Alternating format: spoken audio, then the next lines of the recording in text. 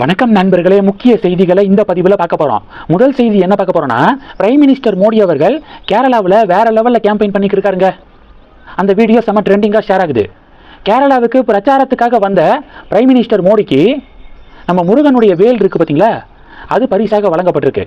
கேரளா பாஜக தொண்டர்கள் பிஎம்முக்கு வேலை பரிசாக வழங்கியிருக்காங்க. முருகன் தமிழ்நாட்டு கடவுள் அப்படின்னு சொல்லிட்டு ஒரு உருட்டப்படுதுல. முருகன் தமிழ்நாட்டு கடவுள் கிடையாது, ஹிந்து மத கடவுள். எல்லா மாநிலங்கள்லையும் முருகனை வழிபடுறாங்க, கேரளாவில் வழிபடுறாங்க. பிறகு எதுக்காக கேரளாவில் பிரச்சாரத்துக்கு வந்த மோடிக்கு முருக வேலை பரிசா வழங்கணும் கேரளா சேட்டன்கள்? அதனால இந்த வடநாட்டு கடவுள் தமிழ் கடவுள், ஆரிய கடவுள் திராவிட கடவுள், இது மாதிரியான வார்த்தைகள் ஹிந்து மதத்துக்குள்ள ஒரு பிளவை உருவாக்குறதுக்கு தான். அதனால அந்த வலையில் போய் மக்கள் விழுந்துட வேண்டாம். எல்லாமே ஹிந்து மத கடவுள் அப்படிங்கிற அந்த சிந்தனையை வச்சுக்கோங்க. இவர்களுடைய வலையில் விழுந்துடாதீங்க அப்படின்னு சொல்லிட்டு, முக்கியமாக பிரைம் மினிஸ்டருடைய கேம்பெயினில் பிரதமர் மிக உற்சாகமாக பரப்புரை மேற்கொண்டிருக்காரு. இதற்கான மிக முக்கிய காரணம் கேரள பிஜேபினாலே உற்சாகம் தாங்க. என்ன காரணம்னா, கஷ்டப்பட்டு கிரவுண்டில் பயங்கரமான ஹார்ட் ஒர்க்கை கொடுத்து படிப்படியாக கட்சி வளருதுங்க. இந்த கூட்டணி அப்படிங்கிற பேரில் எந்த கோமாளித்தனமும் பண்ணுறது கிடையாது. கேரள பிஜேபி ஸ்டெப் பை ஸ்டெப்பாக கேரளாவில் பாஜக வளர்ந்து வருது. அதனுடைய ரிசல்ட் தான் திருவனந்தபுரம் மாநகராட்சியை இந்த உள்ளாட்சி தேர்தலில் கைப்பற்றினது. இப்போது இந்த அசம்பிளி எலெக்ஷனில் டெஃபினட்டாக டபுள் டிஜிட்டில் தொகுதிகளை ஜெயிப்பாங்க அப்படின்னு சொல்லிட்டு பல கருத்து கணிப்பு முடிவுகள் 1 by 1 வந்துட்டு இருக்கு. இதை பார்க்குற எல்லாத்துக்குமே மகிழ்ச்சி தான். பாஜகவை நேசிக்கக்கூடிய எல்லாருக்குமே கேரள பிஜேபி மேலே பயங்கரமான பற்று. ஏன்னா கேரளாவும் தமிழ்நாடு தான் பாஜக வரவே முடியாது அப்படின்னு எதிர்கட்சிகள் ஏளனமாக பேசின 2 பகுதிகள். அதில் ஒன்று கேரளா, ஒன்று தமிழ்நாடா. கேரளாவில் வேற லெவலில் வளர்ந்துட்டு இருக்கு. கேரளாக்குள்ளே பிஜேபி வர முடியாது அப்படின்னு இனி கேரளாவில் கம்யூனிஸ்ட் காங்கிரஸ் சொல்லவே முடியாது. ஏன்னா கேரளாவுடைய கேபிட்டலே கைப்பற்றிட்டாங்க. தமிழகம் மட்டும்தான் இன்னும் பேலன்ஸு. கேரளா பாஜக என்ன ரூட்டில் போகிறாங்களோ அதே ரூட்டில் தான் தமிழகத்தில் பாஜக கொண்டு போனார் அண்ணாமலை. பாஜக தலைமையில் கூட்டணி, தன் தலைமையில் கூட்டணி அமைத்து கட்சியை வளர்க்க நினைச்சாரு. கேரள பிஜேபி அதை தான் பண்ணுறாங்க. ஆனால் இப்போ என்ன நிலைமை? தமிழக பாஜக திராவிட கட்சியில் ஒன்றாக இருக்கக்கூடிய அதிமுகவோட கூட்டணி வச்சிருக்கு. இது கிரவுண்ட் லெவலில் தொண்டர்களுக்கு முழு திருப்தியெல்லாம் கொடுக்கல.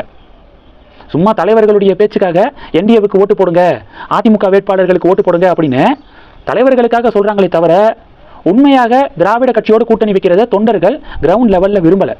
இதுதான் உண்மை. அதனால கேரள பிஜேபி உற்சாகத்தில் இருக்காங்க, தமிழக பிஜேபி கவலையில் இருக்காங்க.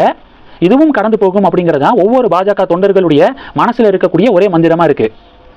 மே 4ஆம் தேதி ரிசல்ட்டுக்கு பிறகு டெஃபினட்டாக தமிழக பாஜகவில் ஒரு அதிரடியான மாற்றம் வரும். ஐடிசி ஹோட்டலில் நடந்த ஆலோசனை கூட்டத்தில் அண்ணாமலைக்கு மோடி முழு ஆதரவை கொடுத்துருக்காரு. அண்ணாமலையை தட்டி கொடுத்துருக்காரு. அண்ணாமலையுடைய ஒர்க்கு டெஃபினட்டாக மோடிக்கு தெரியும். அதனால் மே 4ஆம் தேதிக்கு பிறகு தமிழக பாஜகவில் பல அதிரடி மாற்றங்கள் நிகழ வாய்ப்பு இருக்குது. மறுபடியும் அண்ணாமலை தலைமையில் தமிழக பாஜக செல்வதற்கு வாய்ப்புகள் இருக்குது. இதை தான் பாஜக தொண்டர்கள் நம்பி காத்திருக்காங்க. இது ஒன்று.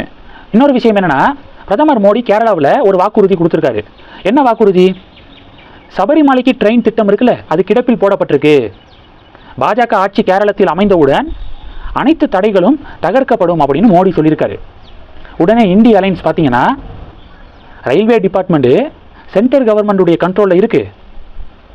ஆனால் கேரளாவில் பிஜேபி ஜெயிச்சாதான் சபரிமலை ரயில்வே திட்டத்தை கொண்டு வர முடியும் அப்படின்னு மோடி உருட்டுறாரு பாருங்க அப்படின்னு ஒரு இந்திய அலையன்ஸ் சப்போர்ட்டர் பதிவு போட்டிருக்காரு.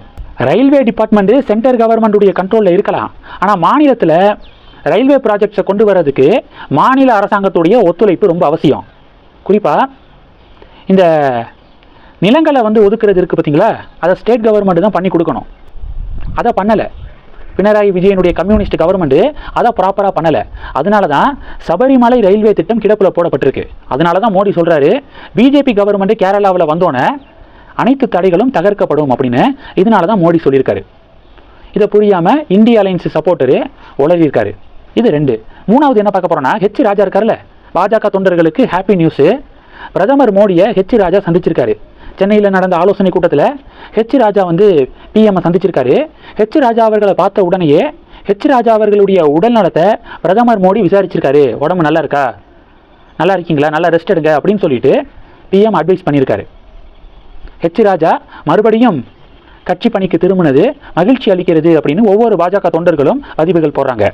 கடைசி டாபிக் என்ன பார்க்க போகிறோன்னா, வெஸ்ட் பெங்காலில் லா அண்ட் ஆர்டர் லேப்ஸ் காரணமாக 4 காவல்துறை அதிகாரிகள் சஸ்பெண்ட் செய்யப்பட்டிருக்காங்க. எலெக்ஷன் கமிஷன் சஸ்பெண்ட் பண்ணியிருக்காங்க 4 போலீஸ் அதிகாரிகளை. ஏப்ரல் 2ஆம் தேதி ஸ்வெந்து அதிகாரி பவானிப்பூர் தொகுதியில் அவருடைய வேட்பு மனுவை தாக்கல் பண்ணார். ஸோ அப்போ பார்த்தீங்கன்னா லா அண்ட் ஆர்டர் லேப்ஸ் நடந்திருக்கு. இதன் காரணமாக சம்பந்தப்பட்ட அதிகாரிகள் மீது எலெக்ஷன் கமிஷன் நடவடிக்கை எடுத்திருக்காங்க. இந்த செய்திகள் எல்லாத்தையும் பற்றி உங்களுடைய பார்வைகளை மறக்காமல் கமெண்ட் பண்ணுங்கள். தொடர்ந்து கனெக்டில் இருங்க. அடுத்தடுத்து நிறையா பதிவுகளை பார்க்க போகிறோம். நன்றி. ஜெய் ஹிந்த்.